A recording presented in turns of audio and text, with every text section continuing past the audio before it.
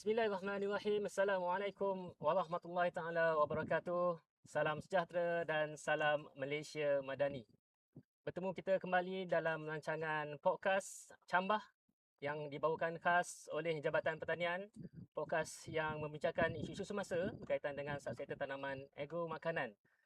Jadi untuk pada hari ini, untuk episod kedua, saya Ahmad Fikri bin Muhammad Samsudin, kita tampilkan satu tajuk yang begitu dekat dengan hati rakyat Malaysia ketika ini, iaitu durian. Durian murah, adakah yang berkualiti?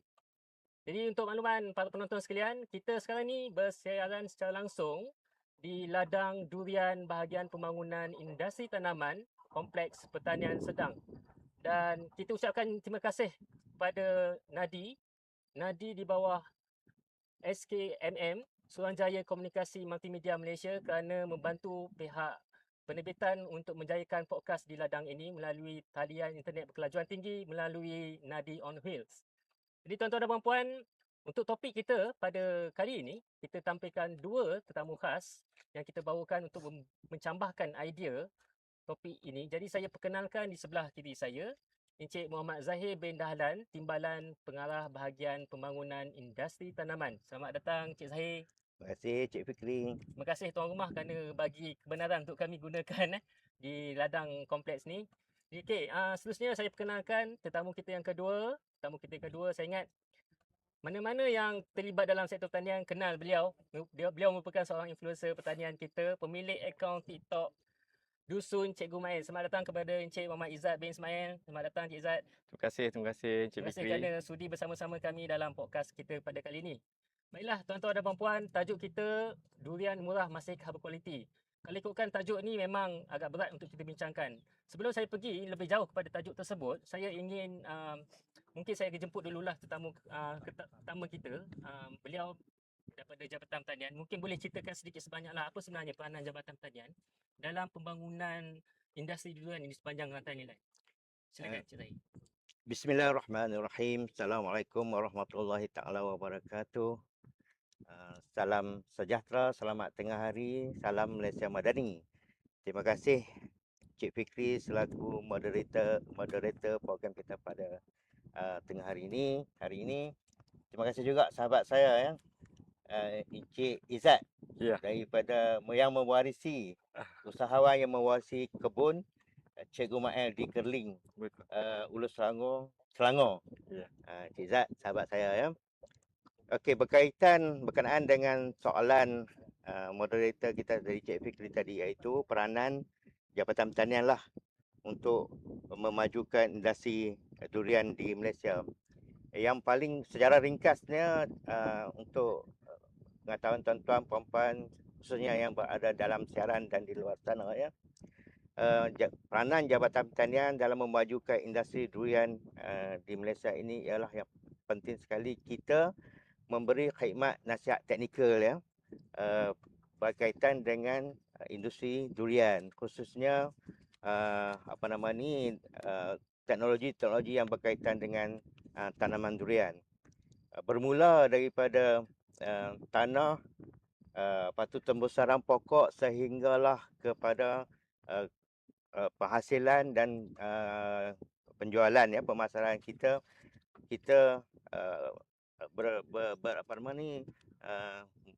berupaya ya melalui pegawai-pegawai pengembangan kita, sama ada di ibu pejabat dan juga di peringkat negeri dan daerah, untuk menyampaikan teknologi inilah. Kita ada bahagian tanah, bahagian sumber tanah yang menilai ya, yang menilai sama ada kesesuaian tanah itu sesuai atau tidak untuk tanaman durian. Kita juga ada bahagian pembangunan industri tanaman yang bertanggungjawab untuk menilai, mendapatkan teknologi dan membangunkan teknologi yang berkaitan dengan industri lah ya. Dan teknologi ini akan disampaikan melalui bahagian pengembangan kita di ibu pejabat lah. Dan bahagian pengembangan ini yang bertanggungjawab terus ke usahawan-usahawan kita ataupun pekebun-pekebun kita lah Cik Izzat ya. Dan kita juga ada sokongan teknikal yang lain, iaitu bahagian kejuruteraan yang mana yang memberi khidmat nasihat teknologi yang berkaitan dengan infrastruktur ladang. sama ada sehinggalah kepada peringkat IoT dan juga pemodenan ladang industri kita lah ya. Kita juga ada bahagian biosecurity yang sangat penting, yang bertanggungjawab untuk menentukan kita punya kawalan perosak dan penyakit lah. Yang mana kalau bahagian ini tidak menyokong dalam industri, maka kita susah mendapat kualiti buah yang dikenaki oleh pasaran pengguna kita lah, sama ada pengguna tempatan ataupun pengguna di luar negeri untuk tujuan ekspor. Cik Fikri, saya ingat setakat tu dulu. Kalau ni. Terima kasih pada penjelasan daripada Cik Zahir tadi. Memang banyak peranan Jabatan Pertanian dalam konteks pembangunan industri durian sendiri. Dan saya berbalik kepada Cik Izzat tetamu kita kan. Cik Izzat, saya nak tanyalah, Cik Izzat sekarang ni buat apa sebenarnya? Oh, Sampai orang kata boleh tersohor dekat TikTok ni kan. Mungkin boleh Cik Izzat kongsikan dengan kami. Bismillahirrahmanirrahim. Assalamualaikum warahmatullahi wabarakatuh dan salam sejahtera. Terima kasih kepada Encik Fikri, Cik Zahri di atas ruang dan peluang jemput saya bersama-sama dalam podcast Cambah. Ini yang kali kedua. Episod kali kedua ya. Episod kali kedua. Kita Ya. episod kedua. Sebelum saya balik pada soalan tu, saya perkenalkan diri saya juga. Saya Muhammad Izzat bin Ismail, pengusaha Dusun Cikgu Mael. Saya Muhammad Izzat bin Cikgu Mael sebenarnya. Cikgu tu adalah saya dedikasikan daripada dusun Cikgu Mael Nama tu ayah dia lah, okey. dedikasikan daripada nama ayah. Dia dan saya sebagai penerus generasi dusun tersebut lah. Saya bermula daripada 2016 sehinggalah sekarang 2026 dan masih continue mengusahakan dusun tersebut. Jadi apa yang saya buat sekarang, kita bermula dengan TikTok ni 2024 dan sekarang 2026. Baru 2 tahun. Tak lama yang kita buat TikTok ni. Saya lebih kepada pasaran di TikTok. Dan alhamdulillah asbab daripada media platform ni bak kata Cik Fikri tadilah tersohor lah di Malaysia ni. Dia tidaklah tersohor. Bagi saya lebih kepada strategi marketing saya untuk ke arah bagaimana saya penghasilan buah tu ke arah mana. Itu yang saya buat sekarang dan sekarang saya masih lagi meneruskan strategi marketing yang sama dan insya-Allah akan datang kita akan selain daripada durian ada buah-buahan yang lain yang kita akan promote dan promosikan. Tapi memang sekarang ni kat kebun banyaknya memang buah durian lah kan. Ya, kebanyakannya buah durian, betul. Okey, berbalik kepada topik kita yang kita nak sentuh pada tengah hari ni kan. Okey. Sekarang ni kalau kita tengok lambakan buah durian menyebabkan harga jatuh. Sebenarnya apa yang berlaku? Cik saya mungkin boleh terangkan aspek dari segi perbandingan musim tahun lepas dengan sekarang ni. Apa yang sebenarnya berlaku menyebabkan kejadian?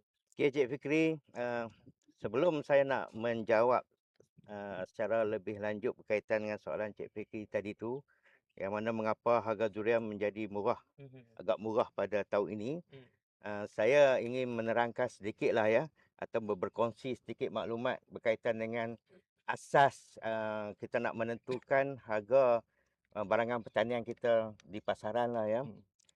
Secara asasnya ataupun teorinya, harga barang ni, harga pertanian ni, Cik Izzat, ia bergantung kepada penawaran. Penawaran maksud dia kalau dalam sektor pertanian tu pengeluaran lah. Berapa banyak penawaran tu, berapa banyak pengeluaran yang kita ada, itu asas dia. Yang keduanya ialah permintaan. Permintaan ni ialah consumer lah, pengguna lah. Berapa banyak pengguna yang minta, sama ada di pasaran tempatan atau juga pasaran luar negeri lah. Itu kalau luar negeri tu ekspor lah, pasaran ekspor. Yang ketiganya yang penting, yang berkaitan rapat dengan pengguna ataupun permintaan ialah kemampuan kuasa membeli pengguna kita. Walaupun kita ada penawaran yang tinggi, harga pun cantik, tapi pengguna pun banyak, tapi kuasa membeli tu dia ada mampu beli, tapi kemampuan beli dia tak orang kata apa, tak tinggi. Contohnya, saya beri contoh mudah lah ya. Dia nak permintaan dia nak, tapi dia mampu setakat orang kata apa belanja RM1 saja. Padahal ada setengah-setengah yang mampu ni, yang kuasa membeli tinggi ni, mungkin dia boleh belanja sehingga 500. Yang tu dia panggil kuasa membeli. 3 faktor ini Cik Fikri, Cik Izzat, ini merupakan elemen utama yang mempengaruhi harga barangan kita lah. Cik Fikri, kebetulan pada tahun ini dia agak sedikit fenomena iklim yang agak luar biasa, yang mana memberi sumbangan pengeluaran yang tinggi lah, terutamanya negeri-negeri tanaman durian utama seperti Pulau Pinang, Perak, Pahang, Johor, Kelantan juga, dan Negeri Sembilan juga, di mana pengeluaran agak tinggi pada tahun ini di negeri-negeri tersebut. Tapi dari segi hubungan pengeluaran dengan harga, Cik Fikri, Cik Izzat, contoh saya beri contoh pada bulan April, bulan 4 tahun ni lah ya, di mana Pulau Pinang mengeluarkan harga, pengeluaran yang dulu lah. Harga waktu itu di Pulau Pinang sangat bagus. Petani-petani kita bermula pada awal Jun. Dan kita nampak trend harga pada awal Jun agak mula menurun lah. Menurun. Itu disebabkan penawaran agak tinggi. Dan juga permintaan pada waktu tu orang kata apa, pengguna-pengguna kita masih tak berapa nak ni lagi, betul ke harga murah kan? Betul ke kita tak berani nak berhenti kan? Kita ni dah orang kata apa, dah terkesima dengan harga-harga yang sebelum ni. Nampak tak? Itu kita kita rasa harga tu tak mampu milik lah. Kita mampu tengok saja sebelum ni. Kita dah jadi trauma sikit lah berkaitan tu. Jadi kita tak perasan pada waktu tu harga dah mula turun disebabkan oleh kita punya pengeluaran tinggi. Penawaran di pasaran tinggi terutama lokal. Kenapa? Saya nak tambah sikit lagi ya Cik Fikri, sebelum kita pergi ke topik yang lain. Kenapa waktu tu kita punya pasaran kita dilunggu ataupun banyak dengan durian-durian ni lah. Satu tadi yang isi, yang mana kita terpaksa jual di pasaran tempatan. Itu yang berlaku di mana buah-buah banyak di pasaran tempatan dan harga turut terkesan lah. Saya ingat setakat tu dulu. Mungkin boleh Cik Izzat sahkan betul ke apa yang Cik Zahir cakap tadi tu? Memang benar-benar berlaku di lapangan ke atau macam mana? Ya, betul. Kalau saya boleh tambah poin-poin, antara poin Cik Zahri adalah lambakan durian tu sendiri kan. Jadi memang benar, buah C, buah B, buah Chai, buah CCM, Z pun ada dekat dalam pasaran ni. Itu yang berlaku lambakan di market pasaran tempatan. Tetapi betul, untuk grade A kebanyakannya dibawa keluar. 500 customer. 500 balance tu nak ke mana? Betul. Cik Zahir, apa punca berlaku penambahan kawasan tanaman? Memang itu salah satu kejayaan kita juga, pihak kerajaan juga, untuk menggalakkan supaya pihak industri, syarikat-syarikat itu memperluaskan kawasan penanaman. Kerana waktu itu permintaan ekspor tu sangat tinggi. Sebab ekspor ke China. Ekspor oleh kerana kita dapat dalam pasaran ekspor durian kita ke China pada yang segar, contohnya pada 2024. Yang sebelum tu yang durian baru tu pasaran tu sangat tinggi. Jadi minat industri syarikat untuk tanam durian pada waktu PKP seperti mana Cik Izzat maklumkan tadi tu sangat tinggi, betul. Sekarang ni kebanyakan pokok-pokok yang ditanam pada waktu tu 2019, 2018 dah berubah. Pokok ni masih muda. Sebab tu ini juga menyumbang kepada grade tadi tu. Ya, pokok-pokok muda ni dia belum lagi orang kata apa establish untuk dapatkan grade yang premium ni, grade A apa semua ni. Dan dia kebanyakan dia akan jadi grade B, grade C. Itu salah satu penyumbang kerana pokok-pokok tu masih muda. Nanti berkaitan dengan grade mungkin kita akan ulas lanjut selepas ni Cik Fikri. Itu saya nak tanya jugalah sebab tadi dari segi bila harga murah, pengeluaran banyak sebagainya, dia ada kesan ke kepada pendapatan petani sini, kebun sini? Untuk kesan kepada petani ni sebenarnya dia dari segi hasil, saya Dusun Cikgu Mail lebih memperkenalkan kepada konsep agrotourism. Agrotourism.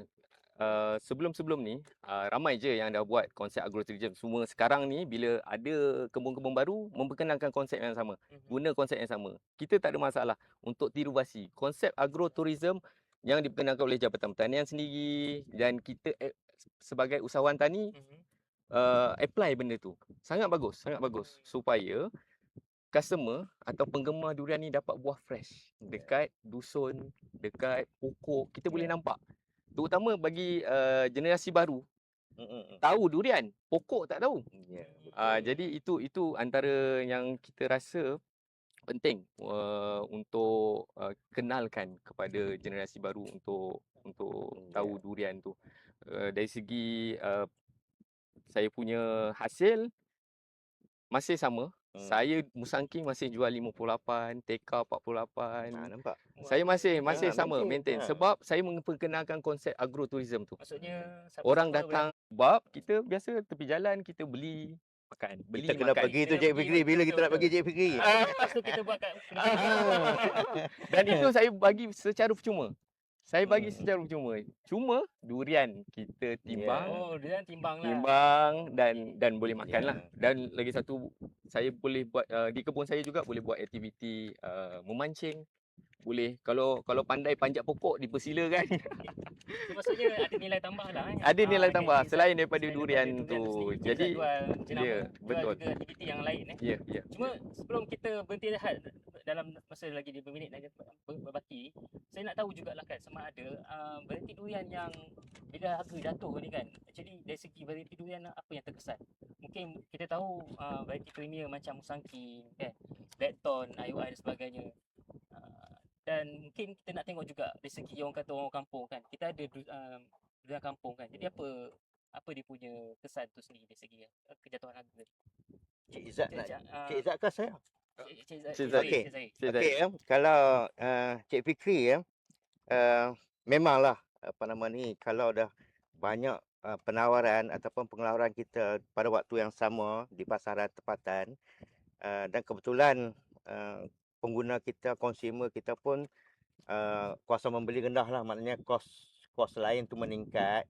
Jadi kita berjimat cermat lah untuk menggunakan barang-barang pengganti. Contohnya durian ni sebagai barangan pengganti lah ke dalam sistem ekonomi kita. Kita boleh pilih buah-buah lain, betul tak? Barangan lain yang lebih value. Cuma untungnya durian ni dia bermusim. Kalau kita tak makan sekarang, waktu lain susah dan mungkin lagi mahal lah. Maknanya kita di pihak kerajaan kita menjaga dua kategori golongan lah. Satu, yang pertama sekali sudah pastilah kita punya penanam, pekebun, petani kita. Yang kedua, pada masa yang sama kita juga nak supaya konsumer kita, pengguna kita dapat menikmati hasil ladang kita yang berkualiti lah. Jadi untuk kes pada tahun ni Cik Fikri, oleh kerana kita ada grade premium. Walaupun dia grade C, grade B, tak kisahlah asalkan Musangking contoh. Ya. Kan, walaupun dia grade C, grade B, asalkan dia Blackthorn. Wah, dengan harga orang kata apa, sampai RM10 1 kilo, walaupun dia buah cai. Orang kata cai lah pihak industri. Tapi dengan kemampuan kita yang ada yang sebelum ni kita tak mampu tu, kita nak juga merasa tahun ni. Jadi maknanya walaupun harga dia segitu, kita mampu belilah golongan B40 macam kita lah kot. Macam kita lah. Kita lah ya. Dah mampu membeli walaupun dengan harga yang RM10, walaupun dia grade grade C yang 4-5 ulas satu biji tu kan, yang buah bengkok-bengkok tu. Yang paling terkesan ialah durian-durian kampung. Yang ni yang paling terkesan. Oleh kerana kita dah mampu beli, nak merasa yang durian orang kata Cik Fikri kata tadi apa, durian kayangan. Gaya kita kata durian premium lah kan. Jadi pengguna-pengguna ni dia akan beralih lah untuk membeli durian yang premium ni, yang premium ni berbanding yang durian kampung tadi. Sebab tu durian kampung tahun ni agak terjejas dan kita bersimpati jugalah ya, yang pekebun kita, petani kita yang ada durian kampung tu, sehingga sampai satu masa tu harga di ladang hingga RM2 hingga ke RM3 sekilo Ya, di betul. ladang. Farmer letakkan lantai RM2.70 baru-baru ni. Mahal. Itu pun selepas. Ya. Macam Cik Izzat lah, Ah. mewarisi kebun Cik Tapi Gumael. saya banyak klon. Itu inovasi Cik Izzat. Mungkin tadi kita dah contoh kan dari segi apa yang yang situasi semasa kan. Mungkin nanti untuk yang segmen kedua kita akan sentuh lagi berkaitan dengan kualiti. Kita kena pasti macam mana nak kena pasti durian yang betul-betul tadi kata nak dapat harga murah tapi rasanya dengan harganya tu berbaloi dengan apa yang kita beli. Jadi betul, kita akan berehat seketika. Nanti kita akan jumpa lagi sebentar nanti. Dengan Cambah, podcast Cambah episod kedua dengan tajuk Durian Murah Masihkah Berkualiti. Tuan-tuan, kita sekarang ni bersiaran langsung di ladang durian Kompleks Pertanian Sedang. Jadi para penonton di luar sana, mana yang tengah mengikuti kami, mohon tekan like, share, komen tanda hadir supaya kita dapat sebarluaskan lagi podcast ini kepada kumpulan sasar. Jadi baik, tadi kita dah bincangkan banyak perkara berkaitan dengan durian kan. Jadi untuk segmen yang kedua ni mungkin kita nak pergi lebih dekat ataupun lebih detail berkaitan dengan kualiti. Kalau tuan-tuan tengok tadi kita punya setup sekarang ni dah ada durian atas meja. Jadi saya nak tanya Cik Zahir lah kan, macam mana kita nak tahu kualiti durian ni mana yang terbaik ataupun yang okey lah sebenarnya dengan harga yang kita nak bayar. Mungkin Cik Zahir boleh jelaskan. Okey, terima kasih Cik Fikri, tuan moderator kita. Kalau kita nak bercerita berkaitan dengan kualiti, perkara utama yang kita kena lihat berkaitan dengan kualiti ni ialah ada dua faktor lah. Satu, kualiti dari segi luaran, fizikal. Maknanya apa yang kita tengok dan kita nilai sama ada itu kualiti atau tidak. Yang keduanya, kualiti ialah kualiti dari segi dalaman. Maknanya selepas kita buka, baru kita tahu ia berkualiti atau tidak. Saya bagi satu kronologi mudah berkaitan dengan kualiti. Contohnya kita pergi pasar ataupun kita beli durian 10 biji durian. Semua grade A. Musang King grade A. Sama ya, Musang King satu klon yang sama. Tapi bila kita balik kita nak membuka tu, nak buka durian mesti kita suspend. Betul tak Cik Izzat? Setiap biji yang kita nak buka tu kita mesti suspend kan? Ini okey ke tidak? Okey ke tidak? Selepas kita buka, oh okey. Maknanya bersesuaian dengan kehendak kita lah. Bersesuaian dengan kehendak yang membeli itulah. Buka lagi satu biji. Biji kedua. Buka. Padahal Musang King juga. Padahal grade A juga. Harga sama juga. Buka-buka. Alamak. Cerai. Tak sesuai. Ada mungkin kita rasa macam keras sikit, tak seperti mana yang kita nak.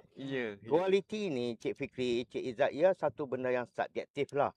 Tapi untuk menjelaskan bagaimana durian itu berkualiti, seperti mana yang sesi pertama tadi tu, yang mana saya kata ada grade A, grade B, grade C. Secara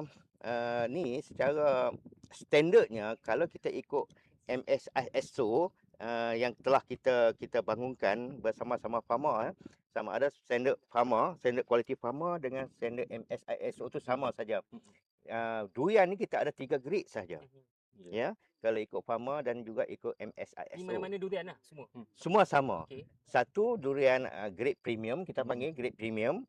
Lepas tu kita kata lepas premium, bawah premium tu grade 1, grade 2. Dia adalah kriteria macam mana kita nak tentukan dia premium ataupun dia grade 1, grade 2. Maknanya grade premium tu contohnya ya, dia mesti kerosakan fizikal kurang daripada 5%, minima. Bukan minima, kurang daripada 5%, itu kategori grade premium.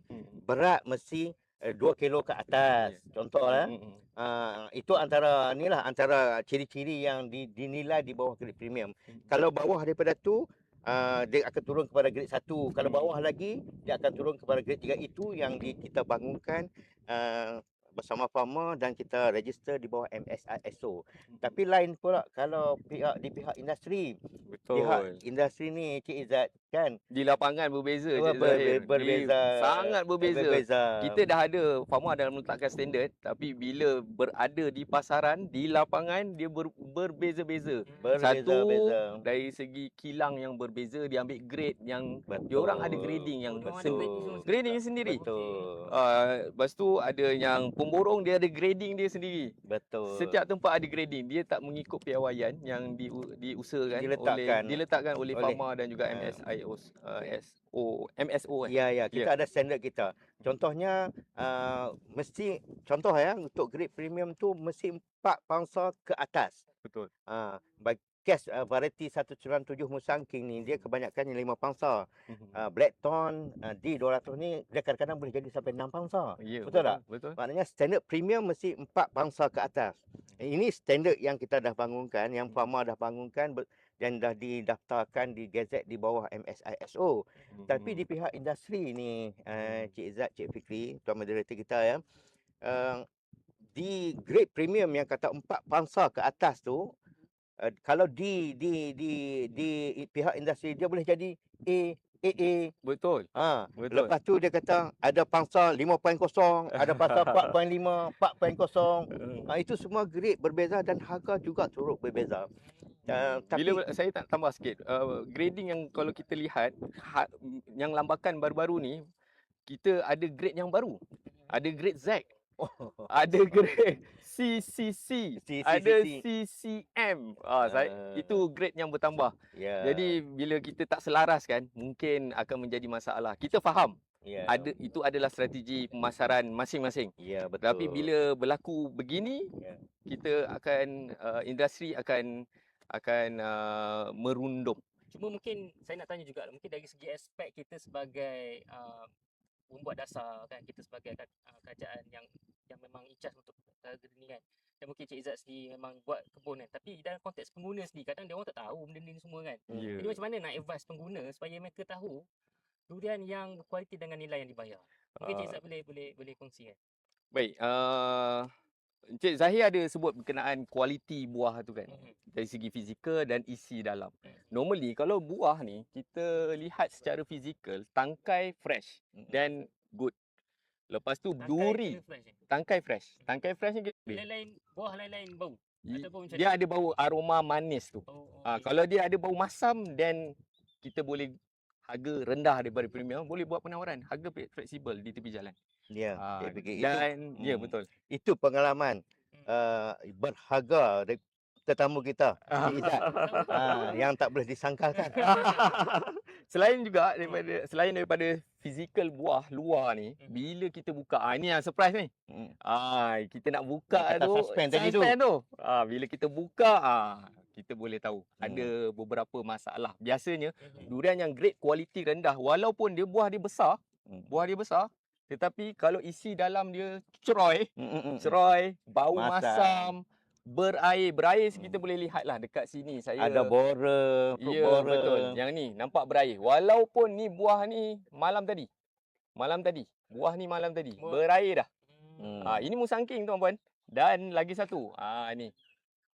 Walaupun dia buah yang elok, tetapi kita boleh lihat ada kecacatan fizikal.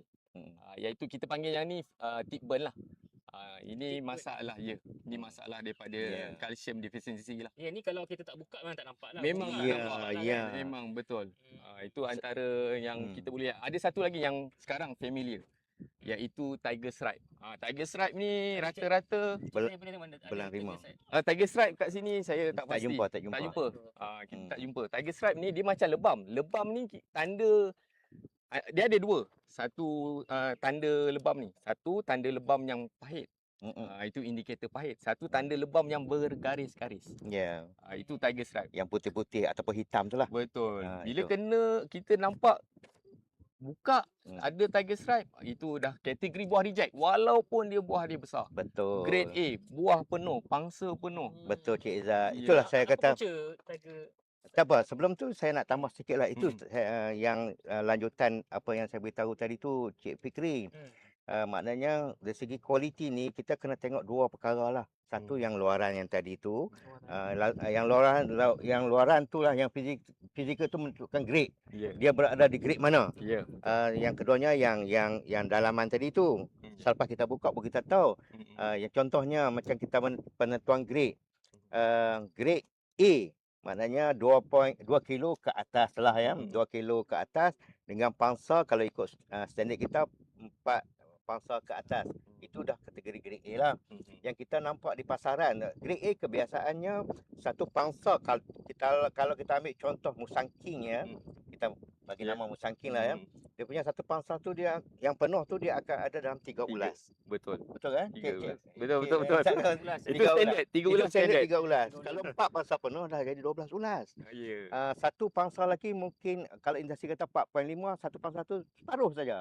Mungkin dia akan jadi 1 ulas ataupun 2 ulas. Ya. Tapi dia masih duduk dalam kategori A. Tapi tak apalah.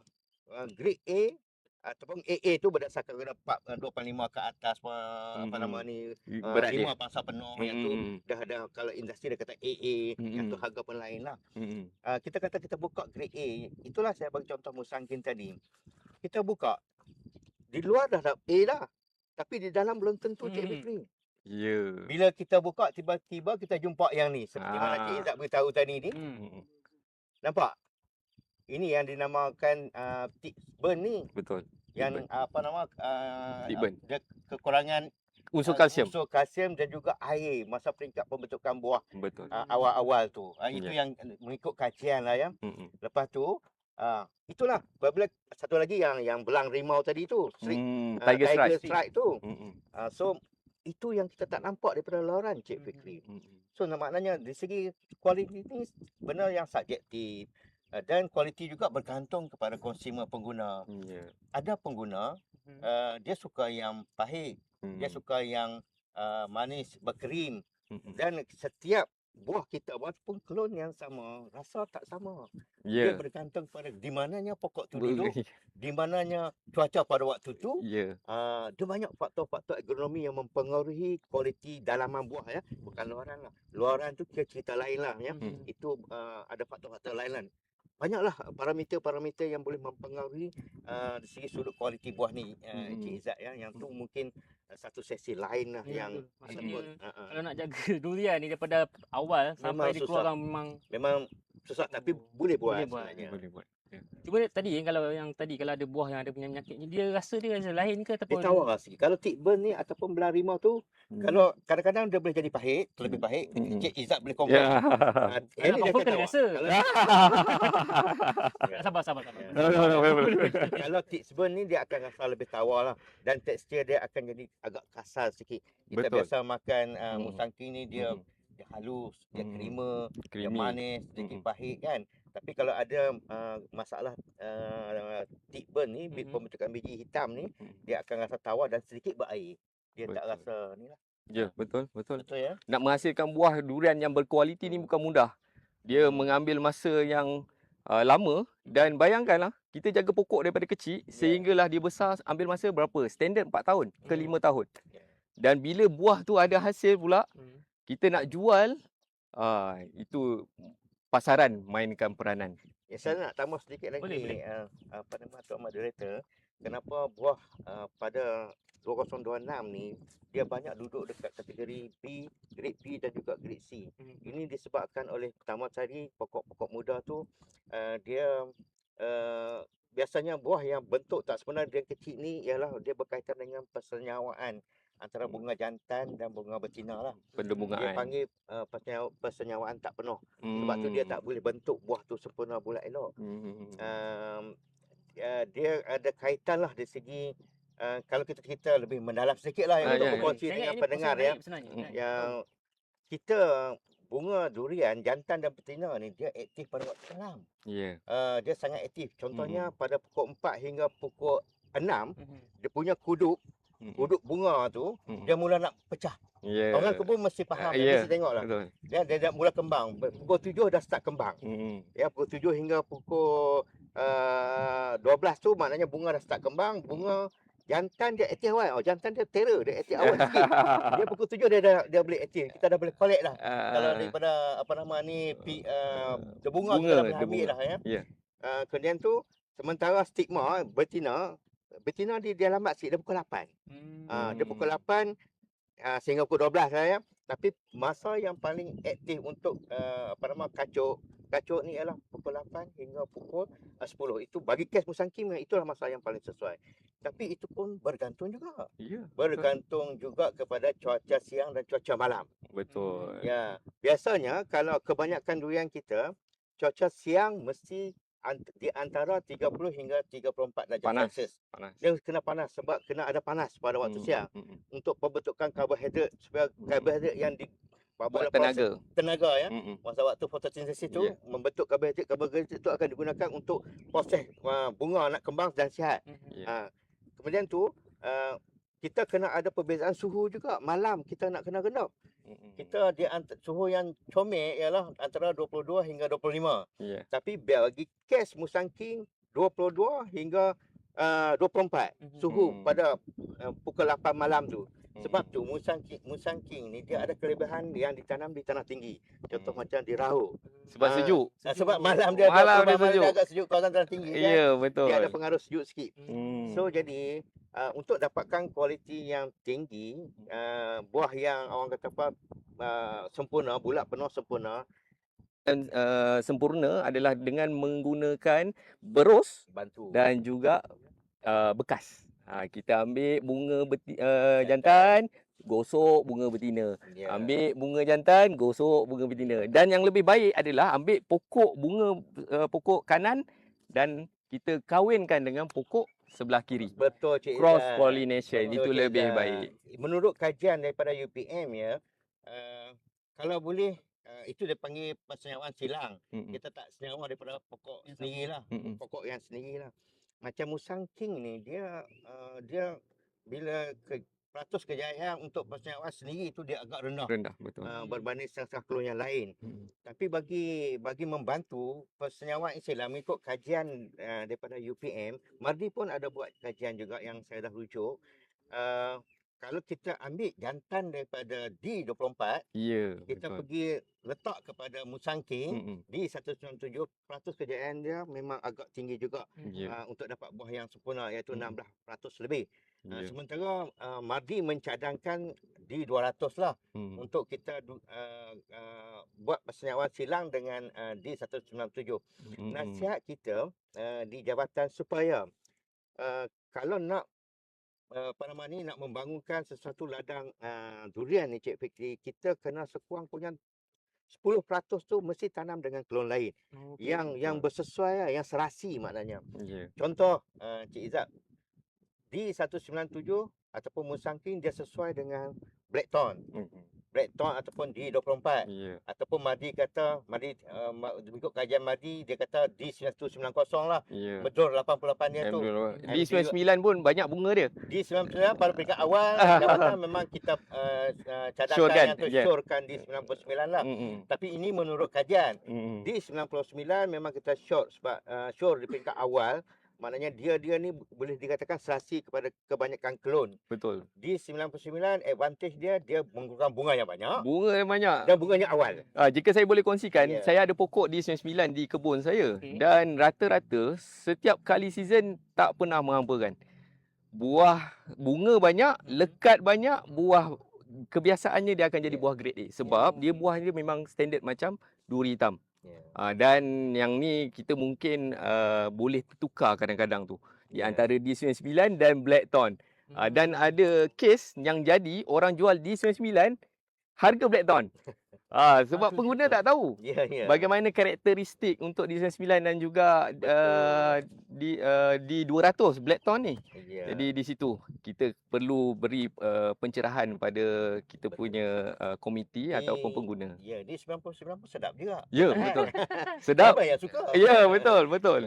Menarik perkongsian ni sebab ialah nak jaga pokok yang jelas kita nak hasilkan satu buah yang berkualiti tinggi ni memerlukan satu penjagaan yang betul-betul konsisten. Ya, konsisten. Bukan senang lah. Ingat kita, ialah kalau kita sebagai pengguna kita tengok kat pasaran, ada durian, makan, macam tu je. Sebenarnya ada orang memang kata susah. titik peluh petani sebaliknya. Memang macam-macam lah. Itu yang saya kempen tu. Orang datang kat kebun, diorang merasai dan tengok sendiri bagaimana pembentukan buah tu berlaku sehinggalah buah tu gugur. Dan ada yang datang, buah tu live jatuh depan mata. Itu satu suasana yang tak boleh dibeli. Okey, menarik. Cuma saya ingat kita ada baki lagi 5 minit. Sedar tak sedar kita ada lagi 5 minit lagi. Jadi untuk slot kali ni kita akan buka kepada pertanyaan sebab kita live di Facebook Chambah. Jadi kita ada beberapa soalan ni yang kita terima setakat ni. Mungkin saya akan bacakan. Okey, yang ni daripada Kebun Hamzah. Salam sejahtera, salam madani. Berdasarkan pengalaman saya sebagai pekebun kecil, harga yang ditawarkan oleh peraih di kebun pada pertengahan musim hanya sekitar 50 sen hingga RM1 untuk durian kampung. Pada kadar tersebut, hasil jualan sukar menampung kos operasi harian seperti upah pengangkutan, pengurusan kebun, terutamanya bagi pekebun berskala kecil yang tidak mempunyai jumlah pengeluaran yang besar. Boleh kami tahu apakah jika ada langkah yang sedang atau diambil oleh pihak kerajaan untuk menangani jurang harga ini? Adakah terdapat cadangan untuk mewujudkan sistem pelesenan atau akreditasi bagi peraih durian atau mekanisme lain yang dapat meningkatkan ketulusan urus niaga serta memastikan pekebun menerima harga yang lebih adil? Mungkin Cik Zahir boleh komen?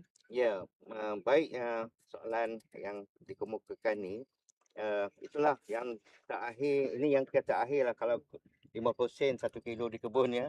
Kalau sebelum ni ada yang peraih ambil RM1. Itulah, durian kita ni dia tak tahan lama. Ya, Dia betul. tak tahan lama. 1 hari 2 hari kita dah kena jual. Lepas daripada tu kita dah, orang kata apa, dah Dah grade chai dah. Dah tak boleh jual. Saya Ya. silap. Kena buang. Kena buang. Kena buang, tapi yang rajin sikit tu dia akan isikan, dia akan Tempoyak. asingkan dan jadikan tempoyak ataupun lempuk lah. Produk industri yang Iliran. lain lah. Produk iliran. Produk iliran yang lain. Cuma untuk ini pada tahun ni dia memang isu macam yang saya sebut awal-awal tadi lah, yang mana durian seperti musangking, walaupun dia grade B, grade C, CC, C, ZM, ZM. macam-macam lah ya. Tapi orang masih lagi memilih, mampu lagi membeli yang durian yang Cik Fik kata kayangan tadi tu. Sebab tu durian kampung ni tertinggal. Kemudian tu itu yang faktor utama yang menyebabkan durian kampung ni jatuh harga yang agak ketara lah. Terkesan lah bagi petani-petani yang ada lagi durian kampung. Jadi dalam usaha kerajaan kita di ke depan ni, oleh kerana pengalaman kita yang ada pada tahun ni, di ke depan ni kita akan membangunkan lebih banyak lagi produk-produk hasilan daripada durian ni lah. Maknanya mana-mana durian yang kita rasa tak boleh jual dengan harga yang baik, yang boleh menampung kos operasi ladang, mungkin kita boleh jadi diproses kita mungkin wujudkan industri yang boleh proses, dan kita naikkan nilai tambah tadi tu Cik Fikri. Cik Fikri selalu sebut Cik Izzat selalu buat nilai tambah tadi Berbancukan sebagian tadi. contohnya macam Cik Izzat lah, durian dia kalau jual kat Paris mungkin RM15 RM15, betul. tapi oleh kerana dia ada nilai tambah melalui Igor Pelancongan, dia dapat harga masih mampu menjual harga lebih RM45 macam itulah ya. Ini pun samalah bagi kes-kes durian kampung ni. Sebenarnya perwujudan nilai tambah ni dah ada, cuma perkembangan dia belum besar lagi. Dah ada industri syarikat-syarikat yang dah buat, yang membeli durian-durian kampung ni untuk diproses jadikan paste. Ya, betul. Bila dia jadikan paste ni boleh tahan lama, kita boleh sejuk bekukan dia. Dan dia boleh tahan lama. Dan tu 2 tahun boleh tahan. Boleh tahan, betul. Saya Sejuk dah beku. simpan 2 tahun, sedap lagi. Boleh jadi aiskrim tu. Boleh jadi aiskrim. Daripada paste ni lah kita gunakan untuk produk-produk yang lain. Macam-macam kita boleh buat produk seperti Cik Fikri. Saya harap boleh membantulah petani-petani kita seperti mana soalan tadi ya. Masa-masa yang sebenarnya kita ada beberapa soalan lagi, tapi saya ingat tak sempat untuk kita bacakan semuanya. Mungkin sebab kita tengok masa pun dah mencemburui kita kan. Jadi saya ingat saya pas satu soalan lah kepada Cik Izzat kan. Harapan Cik Izzat sendirilah untuk industri durian ni. Dan mungkin nanti Cik Zahir pun sama. Kita soalan yang sama, mungkin kita boleh share dalam masa yang terdekat. Harapan saya untuk industri durian terutamanya adalah wujudkan pasaran baru. Kita mungkin tahu pasaran yang baru sekarang ni kita ada ke ekspor ke China. Mungkin kita boleh kembangkan ke Timur Tengah, mungkin ke lebih luas untuk pasaran baru ni. Di samping pasaran baru ni, kita boleh juga kembangkan produk hiliran tu sendiri. Macam kita lihat, nenas, kenapa dia boleh sustain dalam pasaran? Sebab dia ada produk hiliran yang banyak. Di samping orang boleh buat jus, sekarang orang buat baju daripada kulit nenas. Daripada fiber dia tu, daun dia. Jadi di situ mungkin kita boleh kembangkan berkenaan industri durian ni. Apa lagi potensi durian ni kita boleh buat? Seperti mana Cik Zahri cakap, boleh buat paste, boleh buat aiskrim. Dan untuk tambahan juga, durian ni untuk tahun ni bila mana dia berlaku berlambak, dia jadi jam dekat kilang. Bila jadi jam dekat kilang, dia tak boleh nak cater supply daripada petani ni. Jadi apa yang berlaku? Tu yang soalan jadi 50 sen tu. Bila berlambak dekat pasaran. Itu antara harapan saya, iaitu yang pertama wujudkan pasaran baru, yang kedua perbanyakkan produk hidup lain. Itu penting supaya sustainability industri durian ni ke arah yang lebih baik. Cik Zahid? Ya, carangan yang baik daripada Encik Fikri lah, Encik Izzat.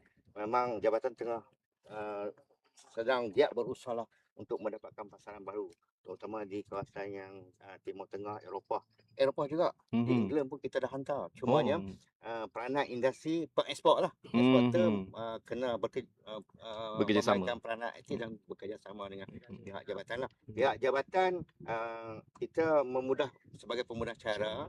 Kemudian tu kita untuk laluan pasaran tu memang tanggungjawab pihak jabatan lah ya. Sama ada membangunkan protokol yang diterima oleh negara-negara. Setiap negara ni memerlukan protokol yang berbeza-beza. Polisi yang berbeza juga. Yang berbeza-beza itu memang tanggungjawab jabatan lah. Saya untuk industri Cik Fikri ya, untuk last saya punya harapan saya untuk industri durian di masa depan ni masih lagi sangat berdaya maju. Sebab fenomena yang berlaku pada hari ini untuk tahun ni, untuk kita jumpa tu tahun ni, kita jangan bimbang sebab durian ni satu pokok, satu usaha yang jangka panjang. Dan dia boleh hidup sehingga berpuluh tahun. Ada yang ratusan tahun kalau pandai jaga amal agronomi yang betul, jaga penyakit perosak, baja betul, sistem air betul, dia boleh hidup sampai beratus tahun. Cik Fikri, jadi kita tanam sekali, kita hasil bertahun-tahun. Tapi kena ikutlah amal agronomi tu. Jadi kita ada masa lagi untuk kita fikirkan macam mana kita nak memperbagaikan supaya nilai yang kita sebut tadi tu, nilai tambah kita atau nilai buah tu sendiri akan meningkat dan mendapat harga yang baik dan menjadi satu projek yang menguntungkan lah. Jadi saya kalau ingin ingin memaklumkanlah kepada pendengar-pendengar di luar sana, kalau tuan-tuan ada apa-apa masalah petani-petani kita ni, kita punya kalau ada apa-apa masalah berkaitan dengan pasaran mungkin hasil farmer lah berkaitan dengan durian lah. Durian, mintalah khidmat nasihat kepada pegawai kita di negeri masing-masing, di daerah masing-masing lah. Kita di negeri daerah ni memang ada pegawai pengembangan, ada ejen pengembangan kuasa yang memang dekat di hati petani. Janganlah segan-segan malu, berjumpalah. InsyaAllah dia orang ni banyak membantu. Kalau dia orang tak dapat membantu, kita ada lagi khidmat teknikal ya. Bahagian-bahagian teknikal kita di negeri-negeri dan boleh membantu, turut sama-sama membantu. Jadi itulah yang jangan lupa industri durian ni masih berdaya maju. InsyaAllah. Terima kasih Cik Zahid, terima kasih Cik Izzat atas perkongsian yang begitu bermakna. Saya ingat industri durian ni sebenarnya banyak sumbangan kepada pembangunan ekonomi negara dan juga pembangunan sosial. Ia juga menyatukan rakyat Malaysia secara keseluruhannya sebenarnya. Dan sehingga kita berjumpa lagi dalam episod akan datang, teruskan bersama kami. Cambahkan idea, cambahkan fikiran, kita jumpa lagi. Dan jangan lupa Maha 2026 ada 43 hari lagi pada 28 Ogos hingga 6 September di MyApp Sedang. Kita jumpa lagi untuk episod akan datang. Sekian. Assalamualaikum warahmatullahi taala wabarakatuh. Waalaikumsalam. Terima kasih.